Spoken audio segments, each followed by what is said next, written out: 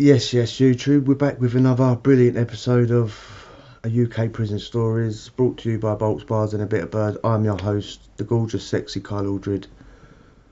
Cup of coffee in hand. Best mum in the world on it. What can you do? Aylesbury. It's a terrible place. I come across this series. I think I've seen a bit of it before. I was searching for, there was a documentary made in 2005, roughly when I was there, and it's harder to find than what I thought, but this gives a gist of what it's about. Nobody that's ever been there says, what a great nick to be in, what a great place, what a safe environment for 18 and 21 year olds to be in. I think they can hold them there for longer now. I'm pretty sure that there was a section even when I was there, because some of the boys there, I mean, everyone was doing over 4 years, and some of the boys were doing, and the boys, 18 to 21, were doing 30 years, 35 years, 40 years, recommendations at life sentence, which is, you only get that for committing the worst crimes anyway. And I think there was a section where you could stay there from 21 to 24, or as they was allocating, or trying to find you a place or whatnot. Because you're going to have to go to a high security straight from there. Maybe even a B cat if you're lucky, but you're not going to get a C cat, or you're never going to get a D cat straight from Aylesbury. Yeah, but when I was there, violent, intimidating, unrepenting, unloving, uncaring, unsocial, antisocial.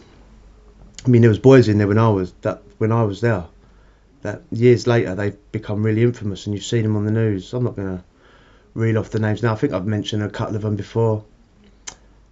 You know, they've become mass killers, serial killers, you know, and these are the sort of boys that this is holding. We're all damaged. If you end up in Aylesbury, you're damaged. Your class is the worst of the worst.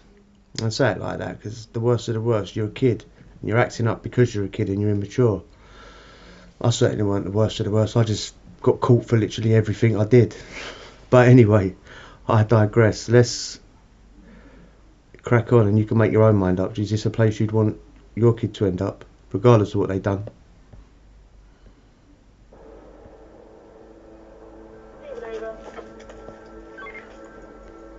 We have some lads in this prison, their crimes are so horrific that they may never get out.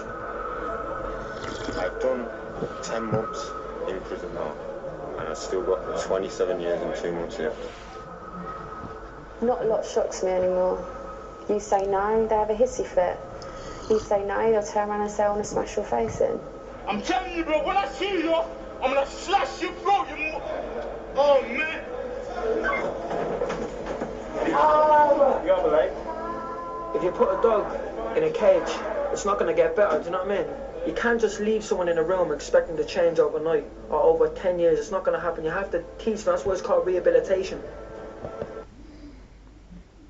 That Irish kid is obviously intelligent. That's been quoted many times. But for a kid, he's a young kid. He obviously knows what he's talking about. He's got the confidence to say it on camera as well. It's right. You treat people how you're going to get treated back. And when you're banging up kids like this, I mean, when I was there, I see bunk beds in the cells there. When I was there, it was all singles. There was no bunk beds when I was there. It's better. You don't want to sell, mate. Who wants to sell, mate? But anyway, yeah. Just wanted to comment. The Irish boy was talking sense there. If you bang someone up in the cage, they're going to act like a dog. That's basically what he said. Welcome to hell.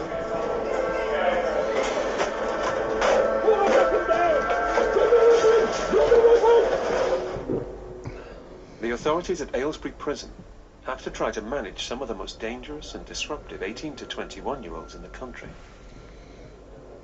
1 minute you might be with a shield, going into a cell to take a weapon off somebody. The next minute you might be breaking the news to somebody that somebody nearest and dearest has got something awful happen to them, and everything in between. The prison officers, we come in here and we're trapped in this little world that all morals and principles are completely different. For example, the big boys in this jail, the ones that have committed serious, horrible offences, who have been violent in jail, have a lot of respect of the rest of the prison population. When they get their reputation, they then disrupt the prison service, disrupt the daily running of the prison. I don't find that very shocking, and I may have misheard her, but did she say it was up? She said it was upside down. Yeah, but it's a dog eat dog world in prison. I don't think anybody's got to be a brain surgeon to realise that to be a leader in prison, you're going to be in there for you're going to be the toughest. You're going to be the toughest. You're going to be the guy that will commit the most violence quickly, especially in there. It's not like when you're in an adult nick and people have got money around them and things like this. Little kids in there, they ain't got nothing out on road. They might have a bit here and there, so they have got to fight. And kids are immature, aren't they? Boys, especially boys with testosterone flowing, like running around everywhere. And they're never going to admit it. They are scared. Some of them are like 500 miles away from home. You know what I mean? That's intimidating. You want to have your family around you. Again, I'm not saying feel sorry for these boys. We've all committed crimes. They've all committed a crime to get there. And to be in Aylesbury, you've got to be doing over 4 years. So you have to be doing something relatively nasty to get in there. 4 years is a long time. But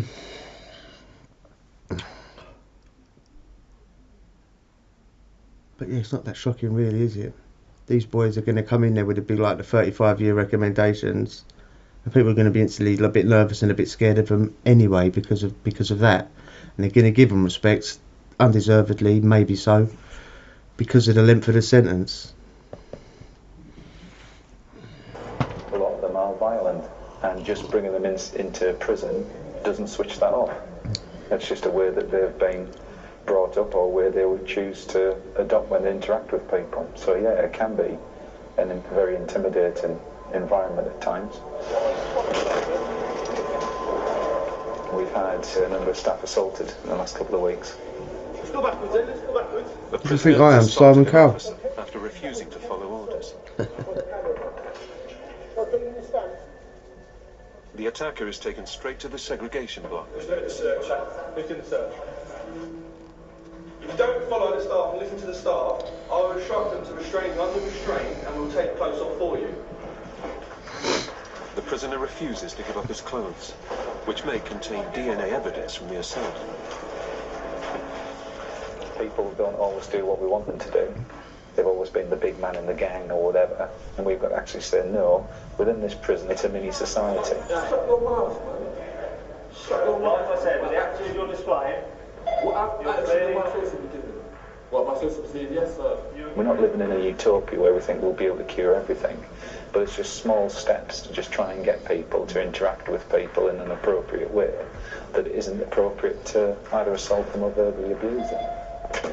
When a member of staff is assaulted, particularly if it's a bad assault, you almost take it personally, because even though we work in a different department, we all work as a team, and you... Get a life. I'm sorry to say, get a life. She's actually a nurse. She's there to help the prisoners, really, isn't she? Put her up, please. I'm not. Maybe she's right. Maybe I'm just jumping on the bandwagon instantly. Oh, bloody screw. But to take it you're going to take it personal, you know what I mean? Just, it's a job, isn't it? One day the prisoner wants to beat your head in, the next day, because they're immature children, 18-year-olds, most of them, 19-year-olds, the next day they'll forget it and want you to go see their next door to get them a Rizzler or a cigarette or a book or something. They'll just forget it. It's not personal to them. You shouldn't be taking it personal. Your instinct in that situation is to go to that person that is bleeding all over the place, and if that's a member of staff, your instinct is to go to that person. Actually, we're here for the prisoner, so if the prisoner is restrained, it does put you in a bit of an awkward position, and sometimes it is difficult to say, actually, no, you need to call an ambulance for that member of staff because I need to be here with that prisoner. That almost sits wrong with you as a nurse. Officers are... See that fight with that boy just hit that screw? That boy, because you got to remember they're kids, and I'm not justifying anything. A kid don't know how to take out his frustrations. Like a man will might hold it down and think, whatever, I'm going to bang up. Kid would be walking about fist up. He might have just had a bad phone call off his bird or something, and the screw's there, bang. But because he is a kid, the kid screw will be like, what, you cheated? And maybe even harbouring a bit of resentment and anger, stronger than resentment, anger and all the bad words towards the kid. But the next day the kid will forget about it because he's just a kid who's made some shocking decisions to end up in Aylesbury. Are permitted to use reasonable force to defend themselves when attacked. In 2012, 35 members of staff were assaulted at Aylesbury. 16 needed hospital treatment. I've had fights with officers loads of times in Chelmsford, Bedford, Woodhill. I'm banned from all them jails, and they sent me here. I had a bit of trouble here when I first come here. Fucked up. I was doing alright. I was boxing and that and innit? And I was doing alright here. And then I fucked up by coming in here. I've lost my license and I'll never be allowed to box again. Never. So I don't even know what the fuck I'm gonna do when I get out. Some of the stuff. There's always something, man. There's always something. You just got to calm it and just focus. Like there's no point harping on about what you lost. I know it's easy said than done. Like you're only doing boxing if you enjoy it. Yeah, you're not going to get into boxing if you don't enjoy it. And to lose it, obviously, that's going to hurt. But there's always something. There's going to be something else this kid's good at. Assaults we've had in the establishment are horrendous. And you watch them back, and you got to say some of them are really lucky to keep their lives. Let's get you in the office. A female officer has been attacked. Are you alright? What's happened? I need to pay someone. I don't know. And that's been the real change for me, the propensity for prisoners to assault female staff, because it used to be very much the taboo, and you'd expect a prisoner backlash from their peers if they assaulted a female member of staff. I always shake after stuff. My legs are the first one to go. Well, I'm going to give you the opportunity to walk to the segregation unit. Any messing around, the staff will be instructed to really restrain you, and then you've blown your opportunity, yeah? Agreed? Yep. Staff in other countries, they carry guns, they carry tasers. We carry nothing. While they're content and while they're happy, they're not kicking my head in. And that's what I don't think the public actually realise. They moan about prisoners have got televisions, prisoners have got PlayStations, prisoners have got trainers, all the things. But what they don't see is while they've got their privileges, they're not kicking the stars out of them. And that's the... Funny enough, Screw told me in Aylesbury, I forgot when the tellies come in, like, because tellies haven't always been in jails, they sort of come in the early 2000s maybe. And he said they had them in a storeroom in Aylesbury for like a year while like they'd been delivered, they'd been given permission to give them out, but for whatever reason, I can't remember what he said, they hadn't been, so they'd just been sitting in the storeroom for like a year, 2 years, whatever. And he said the fights were horrendous in Aylesbury before then. He said it was kicking off all the time, and the Screws were pleading with the governor, saying, "Listen, put the tellies in the boys' cells, please. We've had them here for time. Blah blah blah blah blah. It's gonna calm everything down." Eventually, they got the tellies in the cells, and the fight stopped. Because people don't want to lose it. Because if you misbehave, you lose your TV. Yeah. If you behave, if you go above and beyond. Yeah, you don't just get given a PlayStation. You have to go above and beyond and get put on enhanced status, and then you can buy one with your own money. Like, and if you misbehave, you can lose that, and then you lose your TV. Then you lose your job, and then you lose your association time. You're not allowed out your cell. People don't want to do that, so they behave, and they have to earn it. You have to earn it. They don't just go, "Oh, there's your TV, there's your PlayStation." You have to earn it. So, for the people that think they're just giving it, they're not just giving it, and they rent the TVs as well. When you're a prisoner, you rent it. You give like £1 a week or 50p a week or whatever it is. So you're renting the TV anyway. It's the only thing from our point of view. And we give them a telly, but we can easily take it off them. We deal with young men who are not very good at communicating, can't articulate their emotions, Yeah, they can be abusive. We know that. And that's not acceptable. We know that's not acceptable. And I may go and do a seg round, and then someone opens the door and they'll say something about your mother and about your kids and threaten to want to kill you. But then on Tuesday, I go back to that cell and almost bear grudges about the fact that, oh, he shouted at me and he was aggressive. Then actually, how are we actually going to ever work with them? It's We're not on just the same aggression page. toward themselves that officers have to deal with. This prisoner is trying to hang himself. Once the noose is cut, officers have to restrain Ryan Buckley to prevent him from continuing to self-harm. It's one of the biggest things of being a prison officer nowadays, obviously, is to do care. You know, myself and my colleagues have been putting a lot of time and effort into this kid, to be honest, yeah. But at the minute, there's no talking to him. He's just unresponsive, definitely showing bizarre tendencies. I just want to have a look at your neck, Ryan. It's alright. You're not gonna, you don't want to have a chat or anything? Right. Yeah, let them see very quickly. Alright. Sure? Yeah. I just want to have a look, Ryan, and then I'll calm down and I'll make that chat. You got any injuries? No. We're playing a very dangerous game. He can be bloody minded, Ryan, and I think he could be an accident waiting to happen. You know, all right, it was the self-strangulation, he ended up getting restrained, but I think in the mindset that he's got, I don't think he cares really. My biggest fear is obviously Ryan is out in less than 12 months. It's just a case of looking after him and hopefully he comes out of this distressful period. There's an officer staring at him 24 hours a day, which I personally wouldn't want anyway. Those considered suicide risks are carefully monitored. He'll be monitored 24 hours a day in this cell with the see-through door, yeah, perspex door.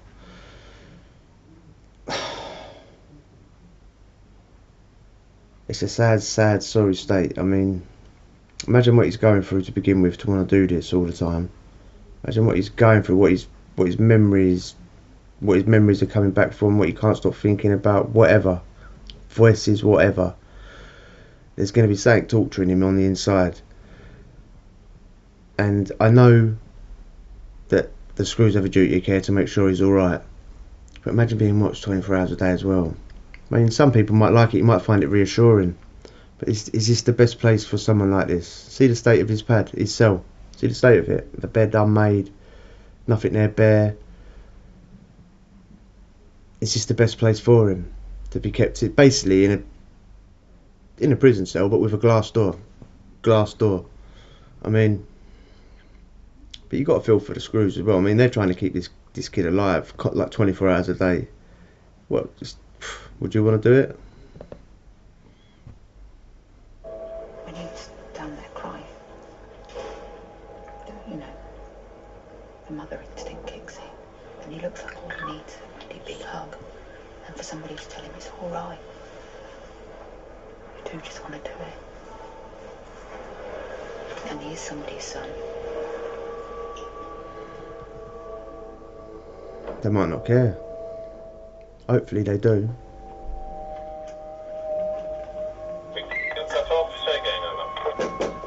You haven't talked to them, Ryan? After his failed suicide attempt, officers are keen to prevent Ryan Buckley trying again.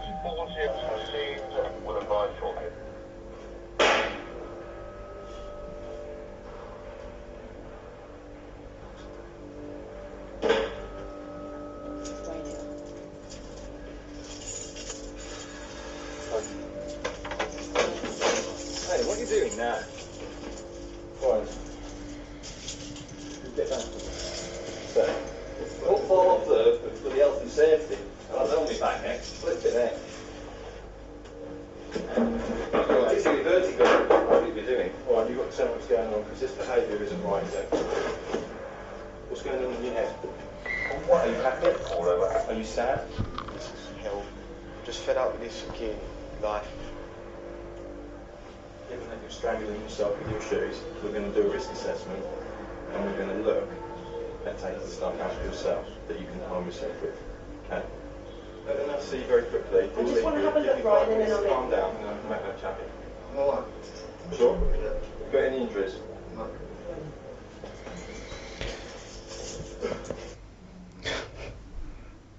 Did think when the screw went in, he went, "Are you happy or are you sad?"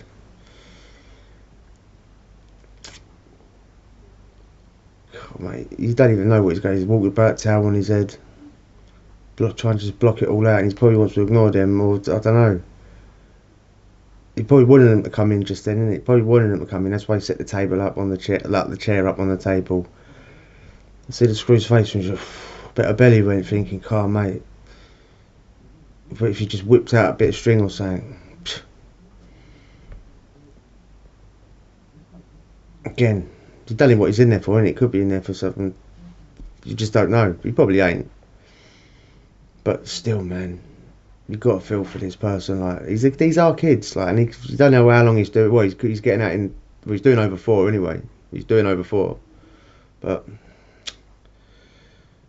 he should be starting to get happy. Like, he's got 12 months before he's got to get out. Like 12, 11, 10, 9. It's nothing. Like, you break it down into months. It's absolutely nothing. But he's obviously feeling like, what the fuck have I got to get out there for?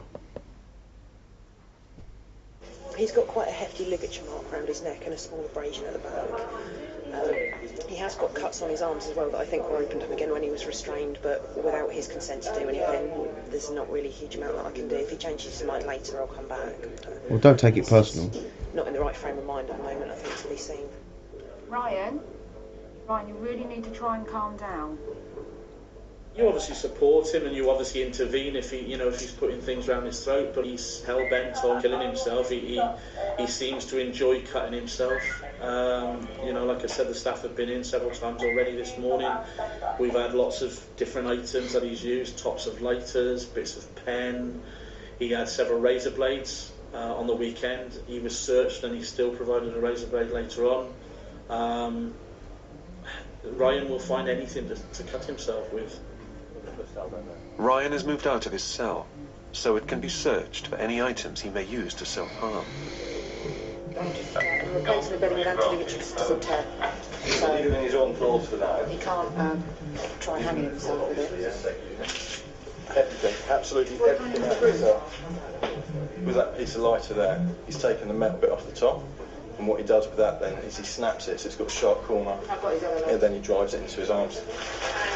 Taking the soap out because he's trying to eat it.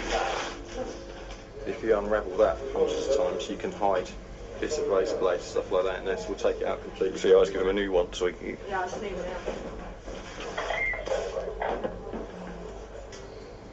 that. We've taken his bedding out, taken the laces out of his trainers because we haven't got slippers, so at the moment he's got nothing. When you're dealing with a lad who's in crisis, you're constantly watching out for the potential of suicide. And there's nothing worse than going home at 5 o'clock in the evening and saying good luck to everybody and laughing and smiling about a good day, and coming in the next day or getting a phone call middle of the night saying young Johnny's hung himself. They're just cutting him down. It's horrendous, and it's the worst thing that any of us have to go through, isn't it? You never know when anything's going to happen. And you do see some things that are quite horrific.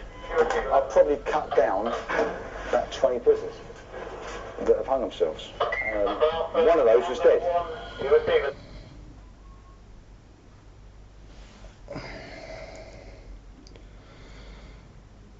That woman screwed is standing at his door. She seems like she does care, doesn't she? She's there, like, she did say it brings out the mother instinct in her and blah blah. It's a good thing. You don't want some heartless robot at the door telling you pull your socks up, son, butt your ideas up, just get on with it. But again, is that the right environment for him? All his rubbish, he's just chucked it on the floor. He's got no standards for himself. All comes into it. Eating soap and just, he ain't well, is he? He needs to be somewhere where there's more nurses than screws, like a hospital. You know what I mean?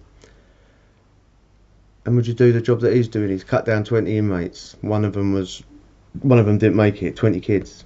Would you want to do that? But as long as you learn to deal with it. You learn to You learn to deal with it when it happens, and then forget it very shortly afterwards. Because if it played on your mind, you wouldn't come to work. It would send you mad. I take it back. Heartless. An alarm is triggered on C Wing. Emirali Oxy has pushed aside an officer and attacked a maintenance worker. This is an FYI. This was a cell. This was the wing I was on. C Wing.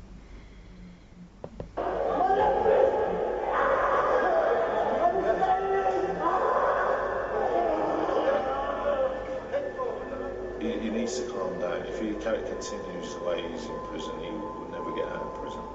I've been in situations where I know him really well, and I find if anyone can de-escalate him, then it could be possibly me. Because he is a likeable person. He just has this other side, Jekyll and Hyde, if you like. The red mist just comes up. His eyes are bulging. You can see the rage in him, and he just can't control himself. But he's a very strong young man, very fit. In the heat of the moment, I think he could lash out at anybody. And it don't matter who you are. I think even if his parents walked in, I don't think they'd even calm him down. He's in that rage. Mental health worker Liz Magnus checks on Oxy's condition. Oxy, do you want to talk? Can't open up at the moment because there's no staff and there's someone out on the phone. So, we're back to seeing you properly Monday. Yeah, not Monday, wrong day, Friday. You going to keep your phone? No right person in their head will push two officers out of the way and go assault someone, innit? If they haven't done anything. Unless you're not all there in your head, innit? Obviously, he's done something to me, yeah? He's come to my door trying to wind me up. I told him, he called me a pussy, Works called me a pussy, and all that. And he was like, it doesn't matter. It doesn't matter. What do you mean it doesn't matter? Come on, let's all come to reality now. It does matter, yeah? Because he's not supposed to be doing that, innit? He's not supposed to be doing that. He really is not supposed to be doing that. He said Works called him a pussy. I'll just, for those that don't know, though, Works I like it's the job. They go to work every day, right? They're not prisoners. They're like handymen. If there's a problem with your sink, they'll call Works, and they have like this blue outfit, like blue trousers, blue t-shirt usually, and they'll come either in about a week's time or something with their bag of tools, and they'll fix the toilet with a blockage, or they'll do the bit of painting or whatever. Yeah, Works. So Works is doing something at his door. They've had an altercation, and he's gone, "You're a pussy." So that's who Works is. Like, he's a civilian. What we've actually have from Oxy is our noted escalation in behaviour. Although there have been a number of aggressive incidents since he's been here, and he's spent a fair amount of time down at the psych unit, up till now he has damaged property. This is the first time he's made a direct assault on a member of staff, which, although he has done in the past in other establishments, it is new for Aylesbury in the time that we've had him in Aylesbury. He acknowledges that when I spoke to him about it just now, and all he's saying about it is he wants it to get him transferred to another prison. Young Oxy wants out of the establishment. The problem is he has a little bit of stability, and then he has moments where he then gets disruptive and assaulting individuals, whether that's staff or prisoners. He's assaulted a member of the works team. So again, now while we're communicating to other jails, we've got to add that on to his record that he's gone on assault on another member of staff, so it's going to be difficult to move on. As it currently stands, 8 establishments have been ranked, and this morning prison number 9 has said no, which was felt. Are you trying to say that 9 people want it? Nobody wants it. It's been really truthful, because what they're saying is, why do I want a young man who potentially is a bit of a nightmare? There's something ticking in your little head somewhere that makes you just lose it. Yeah. And what you need to do is find out what that is and do something about it, innit? Yeah. Right, mate. Nice one. Sometimes it works, sometimes it don't. If you misbehave, it's always happened. Certain people like play the game, play the system, and know that if they keep misbehaving, eventually they're going to go. They're going to get shipped out. Sometimes it don't work in your favour. If you keep assaulting people, they're going to go, well, we don't want this person, he's too violent. And this is sort of what's happened to Matey, you know. Sometimes it works, sometimes it don't. You win some, you lose some. See you later.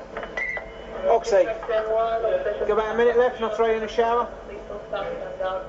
Yesterday I just don't know what got into me, innit? But I feel even more angry now, because I shit my nose, yeah? Fucked up my face. It just makes me feel like, why shouldn't I do that to them, you know what I mean? So I don't. So I think I'll just carry on doing it. I'll just keep doing it. You know? I'm not making it easy for them, innit? Simple.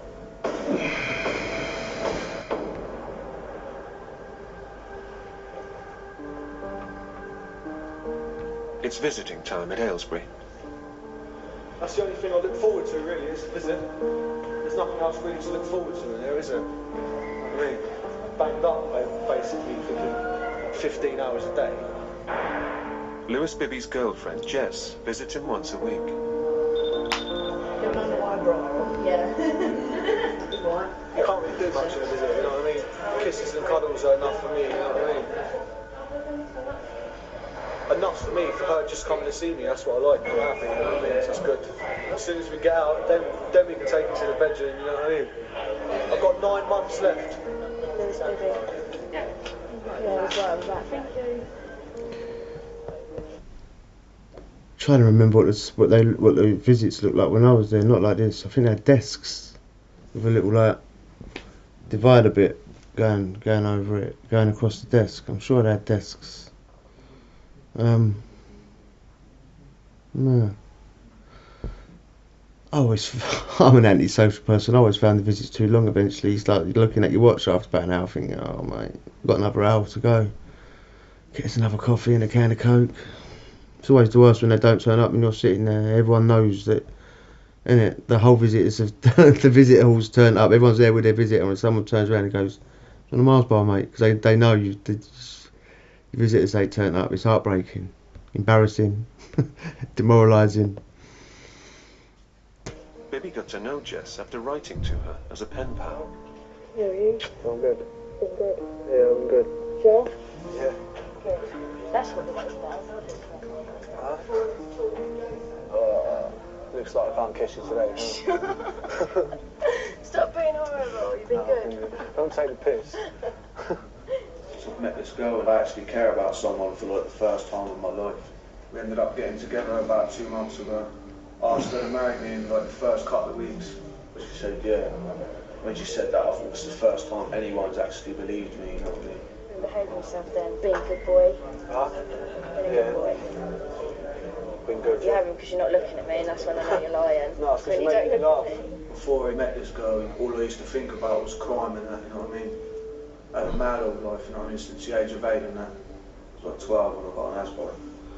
First of all, when I got nicked, I think I got nicked for about 14 burglaries, you know, my whole life, you know what I mean? I've done about 600, 700 burglaries, you know what I mean?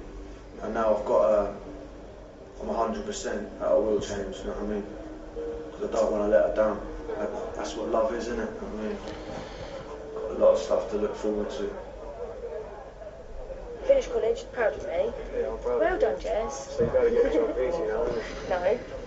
You would? Get a job easily. Got to get her a ring though. Get a job and that when I get out. Give her kids and that. Have a little biggie running around as well. Oh. See you Wednesday, yeah? Mm-hmm. Or Thursday. Which one? Wednesday if you can, but if not Thursday. Okay, speak to you later. Love you more. Well, it's pretty long this episode. Like, I think I'll do it into 2 parts because it's long and I need to take a break. I need a drink and a go to the toilet. So this is Aylesbury. Would you want your kid there? Would you want to be sent there if you misbehaved? It's definitely not a place you'd want to be, but some people might look at it and think, yeah, I love a bit of that. I love a bit of Aylesbury. Me, I've been there, I've done it, I've got the t-shirt, I never want to see it again. If you enjoyed that, hit the subscribe, and we'll get chat again. Adios.